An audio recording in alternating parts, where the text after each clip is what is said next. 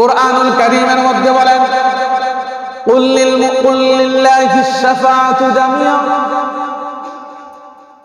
হে আমার হাবিব আপনি বিশ্ববাসীকে জানিয়ে দেন কিয়ামতের দিন সব সুপারিশের মালিক হবেন একমাত্র আল্লাহ।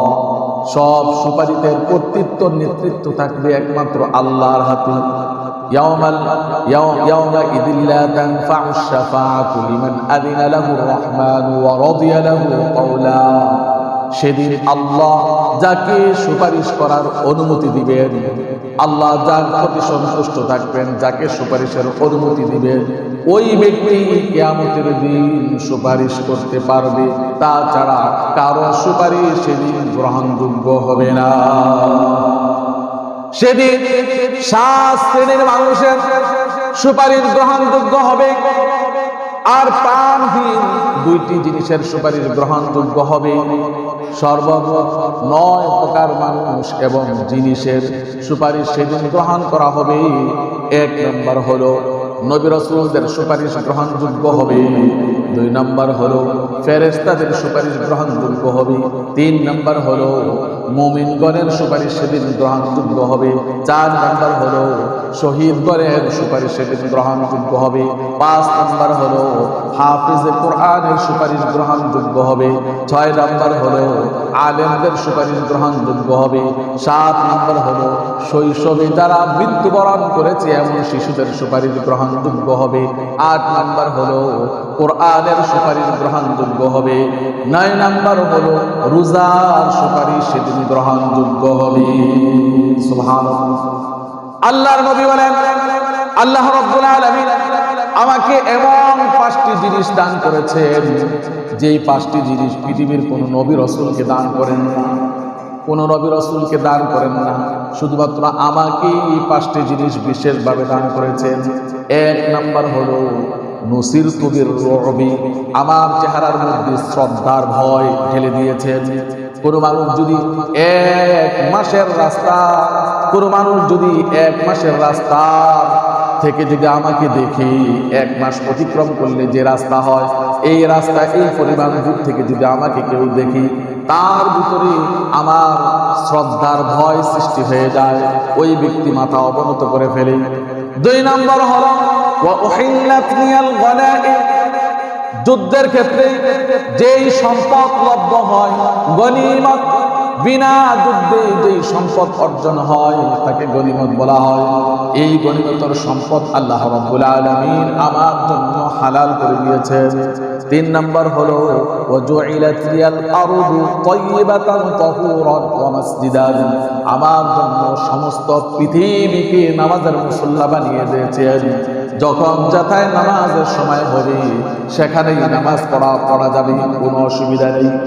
4 নম্বর হলো ওয়া উতিতুশ শাফাআ, আমাকে আল্লাহ রাব্বুল আলামিন সুপারিশের ক্ষমতা দান করেছেন। 5 নম্বর হলো কুল্লু নাবিয়্যিন বুইতা ইলা কওমিহি খাসসাতান ওয়া বুইতু ইলান নাসি আম্মাতান, পৃথিবীতে যত নবী রাসূল এসেছে সবাইকে বিশেষ বিশেষ গোত্রের নিকট প্রেরণ করেছেন, আর আমাকে সমস্ত পৃথিবীর মানুষের জন্য প্রেরণ করেছেন। সুবহানাল্লাহ।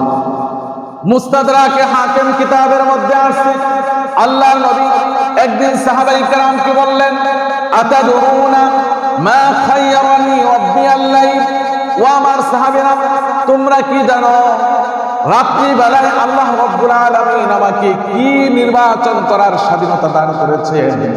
সাহাবায়ে কেরাম বললেন ইয়া রাসূলুল্লাহ, আমরা তো কিছুই জানি না। আল্লাহ রাব্বুল আলামিন রাত্রি বেলায় আমাকে বলেছেন তোমার উম্মতের অর্ধেক উম্মতকে জান্নাতে দিব না তুমি সুপারিশ নিবা, এই কোনটাই দুইটার কোনটা তুমি নিবা? আল্লাহর রাসূল বললেন ফাখতারতুস শাফাআ, আমি সুপারিশকে নিয়েছি, আমি সুপারিশের নির্বাচন করেছি। আল্লাহর রাসূলকে সাহাবায়ে কেরাম বললেন তাহলে আপনি আল্লাহর কাছে দোয়া করেন যাতে আল্লাহ রাব্বুল আলামিন আমাদেরকে আপনার সুপারিশ পাওয়ার অধিকার বানিয়ে দেন। আল্লাহর রাসূল বললেন ওয়াহিয়া লিকুল্লি মুসলিমিন, না এটা সমস্ত মুসলমানের জন্য আমার সুপারিশের অধিকার থাকবে। সুবহানাল্লাহ। সমস্ত মুসলমানের জন্য আল্লাহ রসুলের সুপারিশের অধিকার থাকবে। আল্লাহ রসুল অর্ধেক উম্মতকে বিনা হিসাবে জান্নাতে দিতে চেয়েছেন, কিন্তু আল্লাহ রসুল তা গ্রহণ করেন না, তিনি সুপারিশ নিয়েছেন। কারণ তিনি সুপারিশ করে অর্ধেকের চাইতে আরো বেশি উম্মতকে জান্নাতে নিতে পারবেন, এই জন্য সুপারিশকে তিনি নির্বাচন করে নিয়েছেন। অন্য হাদিসের মধ্যে আসছে প্রত্যেক নবীকে আল্লাহ রাব্বুল আলামিন একটি দোয়া দিয়েছেন, মুস্তাজাব, একটি দোয়া দিয়েছেন, যেই দোয়াটা করলেই কবুল হয়ে যাবে। আপনি কারো জন্য করেন, কল্যাণের জন্য করেন, কবুল করে দিবেন, কারো বিরুদ্ধে করেন, কবুল করে দিবেন। এই পৃথিবীতে যত নবী রাসূল এসেছে, সমস্ত নবী রাসূলরা এই দোয়াটাকে প্রয়োগ করে ফেলেছে। তাদের সম্প্রদায়ের কেউ ধ্বংসের জন্য করেছেন, ধ্বংস করে দিয়েছে, কেউ সম্প্রদায়ের কল্যাণের জন্য করেছেন, সেটা আল্লাহ রাব্বুল আলামিন তার ফল দিয়ে দিয়েছেন। আল্লাহ রাসূল বললেন, ওয়া ইন্নী ইখতাবাতু দাওয়াতি শাফাআতান লিউম্মতি ইয়াউমাল কিয়ামা, কিন্তু সেই দোয়াটা আমি আমার উম্মতের জন্য কিয়ামতের মাটি প্রয়োগ করার জন্য সুপারিশ হিসাবে আমি সেটাকে স্টক করে রেখে দিয়েছি, দুনিয়াতে প্রয়োগ করি না। ইচ্ছা করলে দুনিয়াতে প্রয়োগ করতে পারতেন। যখন তায়েফের ময়দানে গিয়েছেন, যখন আল্লাহর রাসূলকে অত্যাচার করেছিল, তখন প্রয়োগ করতে পারতেন, কিন্তু তা করেন না। আল্লাহর রাসূল কিয়ামতের ময়দানে সেটাকে প্রয়োগ করবেন, এই জন্য সেটাকে জমা করে রেখে দিয়েছেন। আল্লাহর রাসূল বললেন, আনা সাইয়্যিদু ওয়ালদি আদম ইয়াউমুল কিয়ামা ওয়ালা ফখরা, আমি কিয়ামতের দিন সমস্ত আদম সন্তানের নেতা হব, তবে এটা ফখরের গর্বের বিষয় নয়। ওয়া আনা আউয়ালু মান তানশাক্কু আনহুল আরদু ইয়াউমাল কিয়ামা, আর কিয়ামতের দিন সর্বপ্রথম কবর থেকে আমি উঠব। ওয়া আউয়ালু শাফিঈন, আমি সর্বপ্রথম আল্লাহর কাছে সুপারিশ করব। ওয়া আউয়ালু মুশাফফাঈন ওয়ালা ফখরা, আর আমার সুপারিশই সর্বপ্রথম আল্লাহর কাছে গ্রহণযোগ্য হবে, তবে এগুলি গর্বের বিষয় নয়। এক ব্যক্তি এসে বললেন, ইয়া রাসূলুল্লাহ, আপনি তো সুলাইমান আলাইহিস সালাতু ওয়াস সালামের মতো আপনি বিশাল রাজ্যের প্রার্থনা করতে পারতেন আল্লাহর কাছে, কিন্তু তা না করে আপনি অন্যটা কিনে চেয়েছেন। আল্লাহর রাসূল বললেন, সুলাইমান আলাইহিস সালাতু ওয়াস সালামের চাইতে আল্লাহর কাছে তোমাদের জন্য আমি ভালোটা নির্বাচন করেছি। এই পৃথিবীতে যত নবী রাসূল এসেছে, সবাই একটি দোয়া তারা নিয়েছে, তা প্রয়োগ করে ফেলেছে, কিন্তু আমি তা গ্রহণ করিনি। হাসরের ময়দানে প্রয়োগ করার জন্য আমি তা রেখে দিয়েছি, সেটা হলো সুপারিশ। সুবহানাল্লাহ। তাহলে সর্বপ্রথম আল্লাহর কাছে কিয়ামতের ময়দানে নবী রাসূলরা সর্বপ্রথম আল্লাহর কাছে সুপারিশ করবেন। দুই নম্বরে সুপারিশ করবেন ফেরেশতারা। ফেরেশতারা আল্লাহর কাছে বান্দার জন্য সুপারিশ করবে, তবে সব ফেরেশতা নয়, সবার কথা সুপারিশ আল্লাহর কাছে গ্রহণযোগ্য হবে না। কাম মিন মালাকিন ফিস সামাওয়াতি লা তুগনি শাফাআতুহুম শাইআন ইল্লা মিন বাদি আইয়াদাল্লাহু লিমান ইয়াশাউ ওয়া ইয়ারদা। আসমানের মধ্যে কত ফেরেশতা আছে, সবার সুপারিশ আল্লাহর কাছে গ্রহণযোগ্য হবে না, তবে আল্লাহ তাআলা যাকে অনুমতি দেন, যার প্রতি একটু বেশি সন্তুষ্ট, তার সুপারিশ আল্লাহ রাব্বুল আলামিন কবুল করবেন। সূরাতুল আম্বিয়ার মধ্যে আছে, ইয়ালামু মা বাইনা আইদিহিম ওয়া মা খালফাহুম ওয়া লা ইয়াশফাউনা ইল্লা লিমান ইরতাদা ওয়া হুম মিন খাশিয়াতিহি মুশফিকুন। আল্লাহ রাব্বুল আলামিন ফেরেশতাদের আগে পরে সব কিছু তিনি জ্ঞান রাখেন, আর ফেরেশতারা একমাত্র তার জন্য সুপারিশ করবে যার প্রতি আল্লাহ রাব্বুল আলামিন সন্তুষ্ট। যেই ব্যক্তি আল্লাহর ভয়ে সব সময় ভীত থাকে, ওই ব্যক্তির জন্যই আল্লাহ রাব্বুল আলামিনের কাছে ফেরেশতারা সুপারিশ করবে। সুবহানাল্লাহ। তিন নম্বরে সুপারিশ করবেন মুমিন বান্দারা, যারা দুনিয়ার মধ্যে একমাত্র আল্লাহর সন্তুষ্টির জন্য আমল করেছে, অন্তরের মধ্যে ঈমান লালন করে ইবাদত বন্দেগী করেছে, তারা আল্লাহর কাছে সুপারিশ করবে, সেই সুপারিশ গ্রহণযোগ্য হয়ে যাবে। হাদিসের মধ্যে আসছে, মা মিন মাইয়িতিন ইউসাল্লি আলাইহি উম্মাতুন মিনাল মুসলিমিনা ইয়াবলুগুনা মিআতান, যেই ব্যক্তির জানাজার মধ্যে বিশাল একটি দল অংশগ্রহণ করবে, যাদের সংখ্যা 100 পর্যন্ত পৌঁছে যাবে। প্রত্যেকে যদি মৃত ব্যক্তির জন্য সুপারিশ করবে, তাহলে কিয়ামতের দিন তাদের সুপারিশ আল্লাহর কাছে কবুল হয়ে যাবে। সুবহানাল্লাহ। অন্য হাদিসের মধ্যে আছে কিয়ামতের দিন মুমিন বান্দারা জাহান্নামে পতিত দুনিয়ার ওই সমস্ত ব্যক্তিদের জন্য সুপারিশ করবেন, আল্লাহর কাছে তর্ক বিতর্ক করবেন, যারা তাদের সাথে রোজা রেখেছিল, যারা তাদের সাথে নামাজ পড়েছিল, যারা তাদের সাথে হজ করেছিল, কিন্তু কোনো কারণে জাহান্নামে চলে গেছে। মুমিন বান্দারা আল্লাহর কাছে তাদের জন্য সুপারিশ করবেন, তাদের সুপারিশ গ্রহণযোগ্য হয়ে যাবে। ফলে আল্লাহ রাব্বুল আলামিন তাদেরকে পাওয়ার দিবেন, ক্ষমতা দিবেন, যাও তোমাদেরকে অনুমতি দিলাম, জাহান্নামের মধ্যে যাকে তুমি চিনো তাকে তুমি সেখান থেকে উদ্ধার করে নিয়ে আসো। সুবহানাল্লাহ। অন্য হাদিসের মধ্যে আছে হাসরের ময়দানে জাহান্নামে প্রবেশকারীরা, যাদের জাহান্নামে যাওয়ার সার্টিফিকেট হয়ে গেছে, জাহান্নামে যাওয়ার প্রবেশকারী ব্যক্তিরা যাচ্ছে জান্নাতি ব্যক্তিদের কাছে, জান্নাতি ব্যক্তিদের পাশ দিয়ে যাচ্ছে। জাহান্নামের মধ্যে যারা যাবে তাদের মধ্যে থেকে কেউ কেউ জান্নাতে প্রবেশকারীদেরকে ডেকে বলবে, এই তুমি কি আমাকে চেনো? আমি না দুনিয়াতে তোমাকে অমুক দিন পানি পান করিয়েছিলাম, তুমি কি আমাকে চেনো? আজকে আমার জন্য একটু সুপারিশ করো। আরেক ব্যক্তি দেখে বলবে, এই তুমি কি আমাকে চেনো? আমি না তোমাকে অমুক দিন ওজুর পানি দিয়েছিলাম, আজকে আমি বিপদে আছি, আমার জন্য একটু সুপারিশ করো। তখন জান্নাতি ব্যক্তিরা আল্লাহ রাব্বুল আলামিনের কাছে সুপারিশ করবে। আল্লাহ রাব্বুল আলামিন তাদের সুপারিশ সেদিন কবুল করে তাদেরকে জান্নাতি বানিয়ে দিবে। সুবহানাল্লাহ। আল্লাহ রাসূল বললেন, আমার উম্মতের মধ্যে এক একজন মুমিন ব্যক্তি বনু তামিম গোত্রের মধ্যে যত পরিমাণ লোক আছে তার সমপরিমাণ অথবা তার চাইতে বেশি সুপারিশ করে জাহান্নামী ব্যক্তিকে জান্নাতে নিতে পারবে। সুবহানাল্লাহ।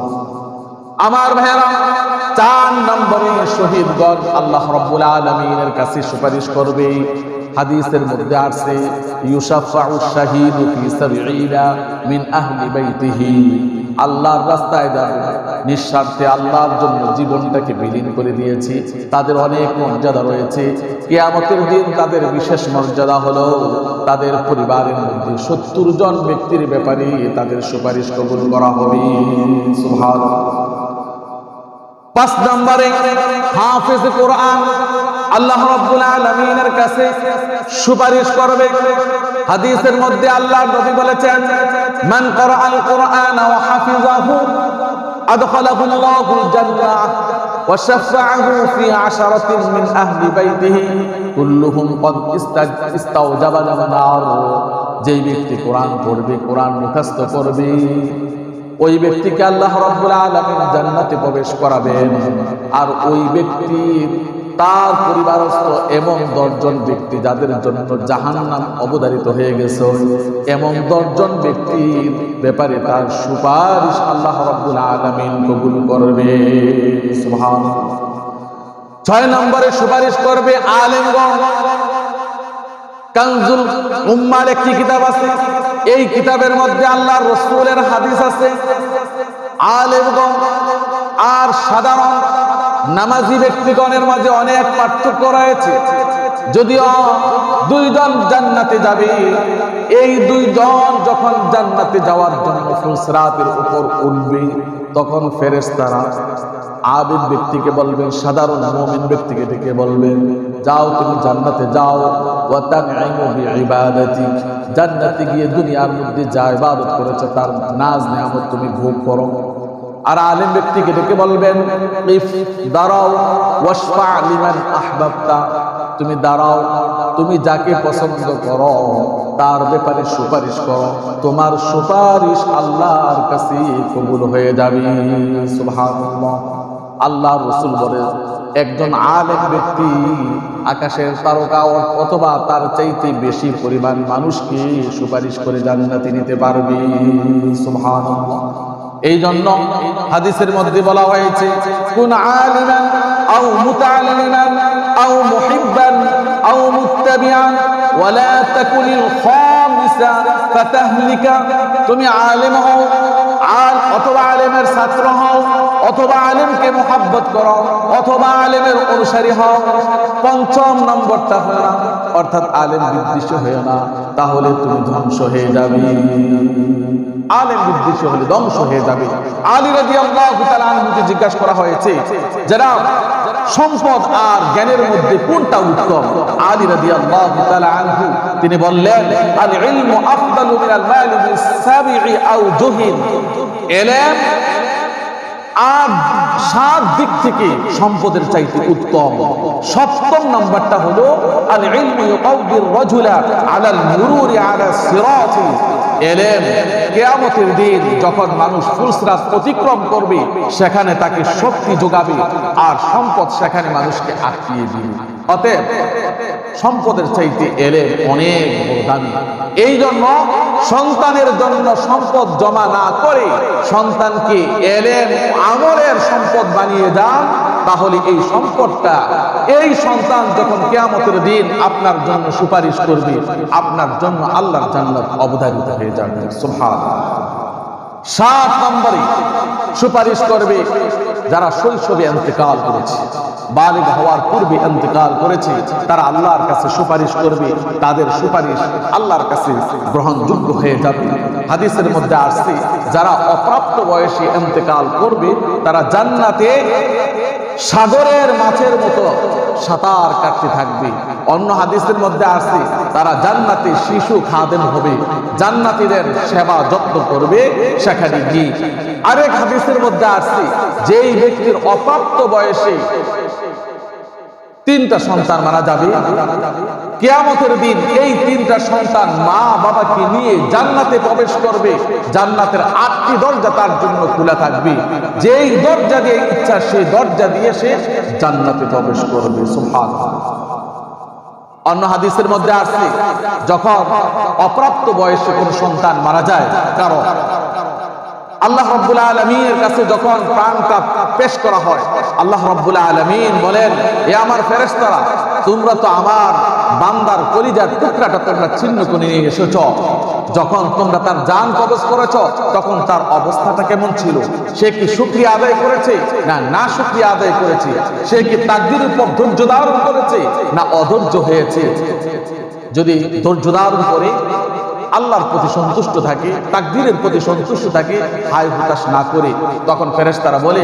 রব্বুল আলামিন সে আপনার প্রশংসা আদায় করেছে আর বলেছে ইন্না লিল্লাহি ওয়া ইন্না ইলাইহি রাজিউন আল্লাহ রব্বুল আলামিন ফেরেশতাদেরকে বলেন ইবনু লিআবদি বাইতান ফিল জান্নাতি ওয়া সাম্মুহু বাইতাল হামদ তোমরা তার জন্য জান্নাতের মধ্যে একটা ঘর নির্মাণ করো আর এই ঘরের নাম রেখে দাও বাইতুল হামদ প্রশংসার ঘর সুবহানাল্লাহ এই জন্য অপ্রাপ্ত বয়সে সন্তান মারা গেলে এই সন্তানটা আপনার জন্য জান্নাতের কারণ হয়ে যাবে সুপারিশ পাওয়ার কারণ হয়ে যাবে হায় হতাশ হওয়া কখনো যাবে না এটা আপনার জন্য খুশির ব্যাপার 8 নম্বরে সুপারিশ করবে কোরআন মাজিদ ইন্নাল্লাযীনা ইয়াতলুনা কিতাবাল্লাহি ওয়া আকামুস সালাতা وأقاموا الصلاة وأنفقوا مما رزقناهم سرا وعلانية يرجون تجارة لن تبور যারা কোরআন তেলাওয়াত করে নামাজ পড়ে আল্লাহ যে সম্পদ দিয়েছেন সেই সম্পদ থেকে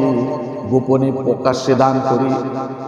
প্রকাশ্যে দান করে তারা আল্লাহর সাথে এমন ব্যবসার আশা করি যে ব্যবসাতে কোনো লস নাই দুনিয়াবি ব্যবসার মধ্যে লসের সম্ভাবনা আছে কিন্তু কোরআন তেলাওয়াত করলে নামাজ পড়লে সম্পদ দান করলে লসের সম্ভাবনা নাই শুধু লাভ আর লাভ ঠিক কিনা বলেন শুধু লাভ আর লাভ কোরআন তেলাওয়াত করলে কোরআন শিখলে লস নেই লাভ ইকরাউল কুরআন ফাইন্নাহু ইয়াতি ইয়াউমাল কিয়ামাতি শাফিআন লিআসহাবিহি আল্লাহ রাসূল বলেছেন তোমরা কোরআন পড়ো কেননা এই কোরআনটা কিয়ামতের দিন তোমার জন্য সুপারিশ করবে আল্লাহর কাছে সুবহানাল্লাহ ইমাম গাজ্জালী রাহমাতুল্লাহ আলাইহি বলেছেন যেই ব্যক্তি পৃথিবীতে কোরআনকে আপন করে নিবে কোরআন পড়বে কোরআনের স্নেহ করবে কোরআনকে শ্রদ্ধা করবে ভালোবাসবে কোরআনের ধারক বাহককে সম্মান করবে তাদেরকে সম্মান দিবে কোরআনের সাথে সম্পর্ক রাখবে মৃত্যুবরণ করার সাথে সাথে তাকে গোসল দিয়ে যখন কাফন পড়াবে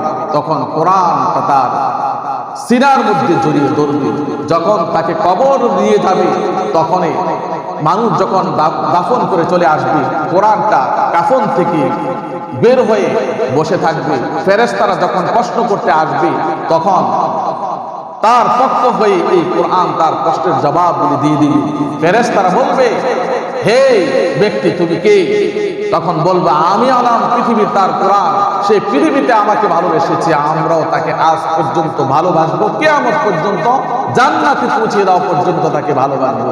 তাহলে তুমি তার সাথে কতক্ষণ পর্যন্ত থাকবে?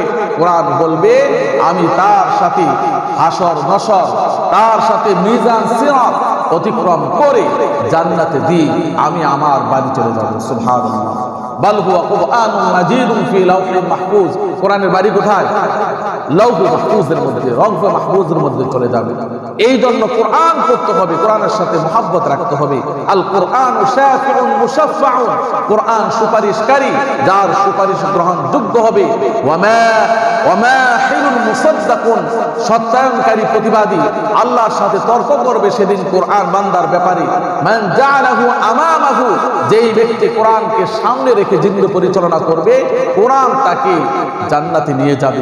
আর যেই ব্যক্তি তার পিছনে রেখে দেবে কোরআনকে, কোরআন পড়বে না, কোরআনের সাথে মহব্বত রাখবে না, কোরআন তাকে টেনে জাহান্নামের মধ্যে নিয়ে যাবে। কোরআনকে মহব্বত করতে হবে, কোরআনের সাথে সম্পর্ক রাখতে হবে। 9 নম্বর, হাসরের ময়দানে সুপারিশ করবে রোজা। রোজা বলতে রব্বুল আলামিন সে আপনার সন্তুষ্টির জন্য আমাকে ধরেছে, রেখেছে, আপনি আজ আমার সুপারিশ শুনতে হবে, তাকে জান্নাত দিতে হবে, না হয় আমি আপনার জন্য রেখেছি, আপনি বলেছেন আপনার নিজ হাতে রোজার সওয়াব দিবেন, অতএব আমি আজকে তার পক্ষ হয়ে সুপারিশ করছি, আপনি অবশ্যই তাকে জান্নাত দিবেন। এভাবে করে রোজা তার জন্য তর্ক করতে থাকবেন। সুবহানাল্লাহ। আল্লাহ তাআলা আমাদের সবাইকে এই কথাগুলি বুঝা অনুধাবন করার তৌফিক দান করুন। আমিন। ওয়া আখিরু দাওয়ানা আলহামদুলিল্লাহি রাব্বিল আলামিন।